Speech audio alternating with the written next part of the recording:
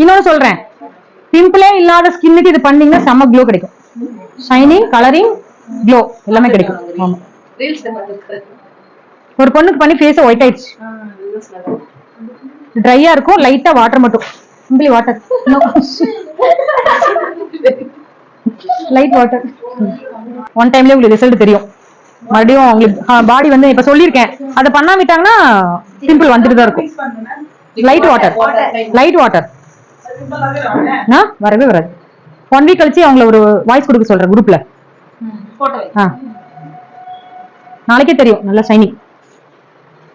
இதை மிஸ்டேக் பண்றீங்க, கஸ்டமர் வந்து பயந்துக்குவாங்க.